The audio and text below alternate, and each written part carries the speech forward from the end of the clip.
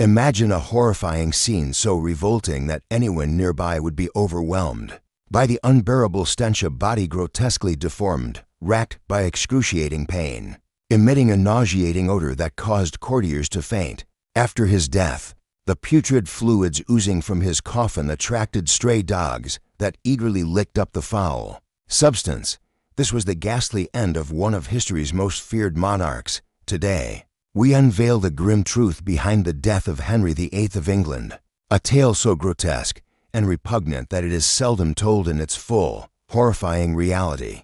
Henry Tudor was born on June 28, 1491. When he ascended the throne at just 17, he was hailed as Europe's most handsome prince, tall, athletic, with radiant reddish-golden hair and a majestic bearing.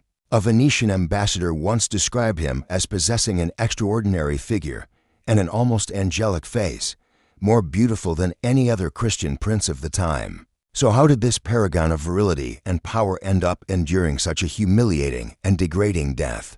Henry Tudor was born on June 28, 1491. When he ascended the throne at just 17, he was hailed as Europe's most handsome prince, tall, athletic, with radiant reddish-golden hair and a majestic bearing. A Venetian ambassador once described him as possessing an extraordinary figure and an almost angelic face, more beautiful than any other Christian prince of the time. So how did this paragon of virility and power end up enduring such a humiliating and degrading death? Coincidentally, or perhaps not, this occurred during the same period. Henry ordered the execution of his second wife, Anne Boleyn, on fabricated charges of adultery and treason. Some historians argue that the brain injury from his fall may have intensified his existing paranoia and fits of rage. His reduced mobility caused rapid weight gain. His waist, once a slender 89 centimeters, ballooned to over 130 centimeters. He weighed more than 180 kilograms, so obese that he required a specially designed pulley system to be moved between royal apartments. Palace door frames were widened just to accommodate his passage. His royal diet was a major contributor to his decline. Records reveal Henry consumed around 5,000 calories daily, mainly from red meats, with almost no vegetables. A typical dinner included multiple kinds of meat pies, along with impressive quantities of wine and beer. This indulgent lifestyle, combined with enforced inactivity, accelerated his physical deterioration at an alarming pace. As time passed, the ulcers on Henry's legs deteriorated horrifically. The royal physicians, bound by the limited medical knowledge of their era, resorted to brutal treatments that only worsened his condition. They seared his wounds with glowing hot irons, applied poisonous concoctions laced with arsenic and mercury, and performed regular bloodletting that drained his already feeble strength. The wounds festered until the bones beneath were visible through rotting, decomposing flesh. The stench was so overwhelming it could be detected from 3 rooms away, a nauseating herald of the king's approach. At the age of 49, Henry married Catherine Howard, a vibrant young woman of just 19. He hailed this union as a return to youth, a desperate attempt to reclaim vitality and vigor. But the vast age difference combined with his grotesque physical state made the marriage nothing short of a tragic spectacle. Catherine, unable to endure the sight and smell of her husband's ravaged body, sought solace in the arms of a young courtier.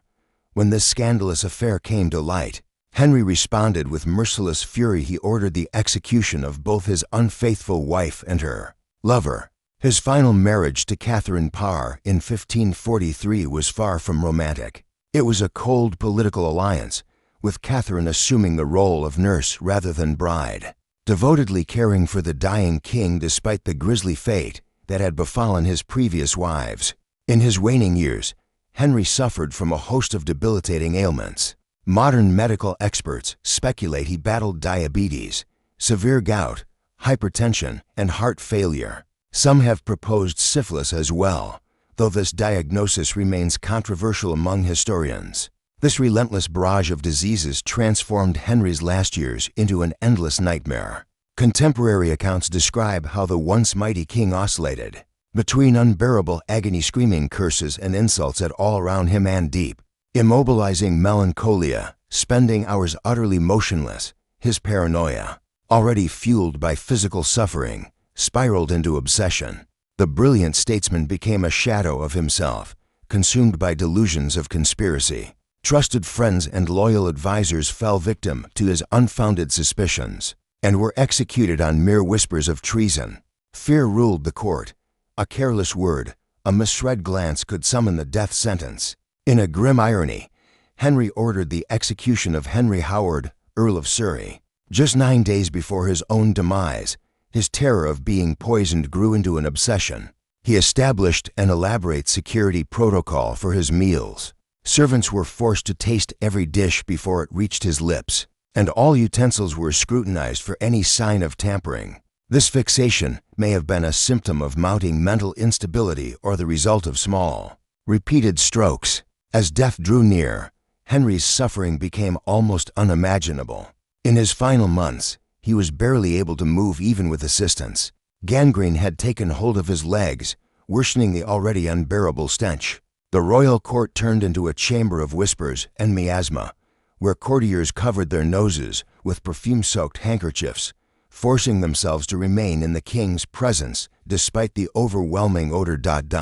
During the bitter winter spanning 1546 to 1547, Henry's health plunged into a terrifying freefall. His body was ravaged by relentless fevers, most likely caused by septicemia, the deadly blood infection born from the countless festering wounds that now engulfed him. Each breath became a monumental struggle, ragged and shallow, as if even the air itself was conspiring against him. Episodes of delirium swept over the king with frightening frequency, casting him into a fog of confusion and despair. Eyewitnesses recall these harrowing moments with chilling detail, the once proud and commanding monarch murmuring the names of his departed wives in a haunted whisper. Jane Seymour, the queen who died giving birth to his only legitimate son, was a name on his trembling lips. Some even claimed to hear him call out in Boleyn's name. Haunted by the specter of the wife he had so ruthlessly condemned, the ghostly echoes of his past tormented him in his final hours. Yet, despite the king's clearly terminal condition, no one dared speak openly of his impending death. To even suggest that the monarch might die was considered an act of treason, punishable by death. Physicians and courtiers alike maintained a grim fawade, clinging desperately to the illusion of recovery, even as the foul stench of decay emanated unmistakably from the living corpse that was Henry VIII.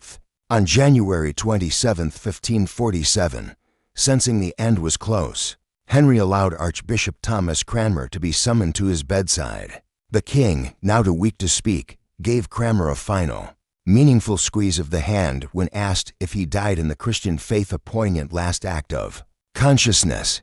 In the early hours of January 28th, at the age of 55, the mighty king exhaled his final breath. But the indignity did not end with his death. Because of his massive size, a specially constructed coffin was required to contain his remains.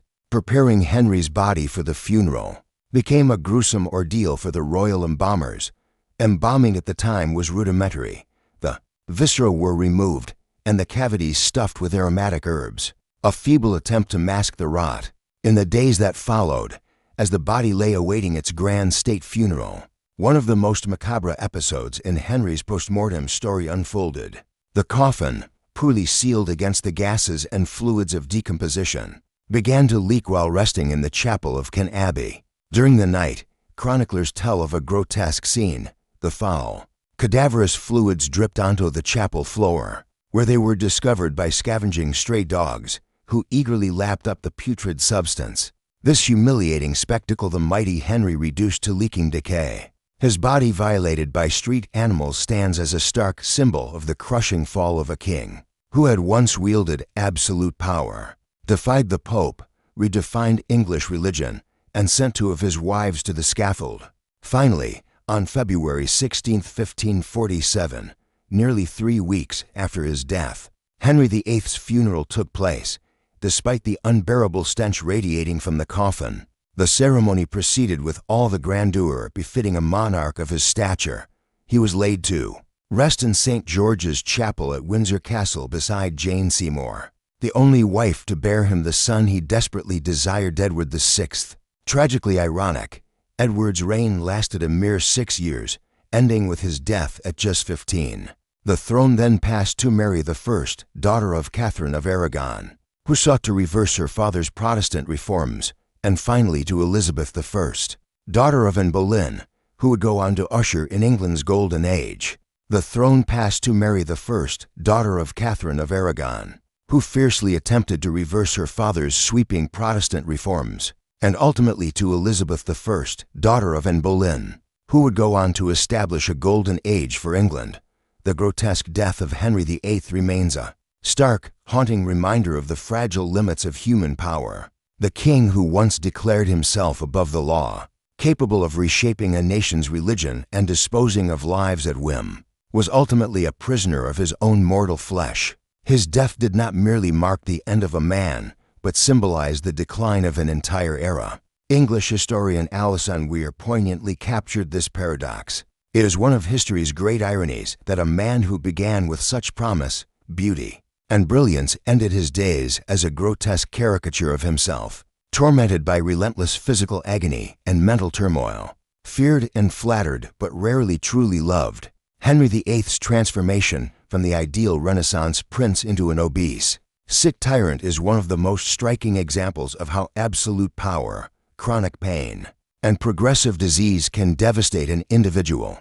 His political legacy, the severing of England from Rome, and the birth of the Anglican Church still shapes the modern world. Yet his personal demise offers a chilling reminder of human fragility. The image of Henry's labored breathing and twisted body in his final days clashes violently with the regal portraits that glorify him in all his majestic splendor. This dissonance between public image and private reality is among the greatest lessons his life and death impart. Thus ended the existence of one of history's most notorious monarchs, not with glory or triumph, but with unbearable stench and a death unworthy of his crown. The man who altered England and changed the course of Western history forever succumbed, like all mortals, to the inevitable decay of the flesh. Henry VIII's death was not just a historical event, it was a symbol of power's fleeting nature. As his body withered, so did the myth of royal invincibility. The monarchy, once seen as a divine institution above nature's laws, was forced to confront its own mortality. The ultimate irony of Henry's life is that the king who relentlessly pursued a male heir breaking with Rome, and condemning two wives to death in the process, left behind a fragile son who died young. His true legacy, unexpectedly, came through his daughters, particularly Elizabeth I, the daughter of the wife he had executed under false charges. Perhaps the deepest lesson from Henry VIII's gruesome end is this: not even absolute power can conquer the limits of the human body. The man who rewrote the laws of his kingdom to satisfy his desires could not rewrite the laws of nature. In the end, even the mightiest king faces the same fate as the humblest subject. Henry VIII's death is not merely a tale of medical horror. It is a moral story about the limits of human power and the inevitability of physical decline. His body, once admired as the very embodiment of royalty, became a symbol of the fleeting nature of all earthly glory. The story reminds us all that, in death, we are equal no matter our status, achievements, or power. The terrible death of Henry VIII continues to captivate and horrify because it exposes the vulnerable, a humanity hidden behind the mask of absolute power.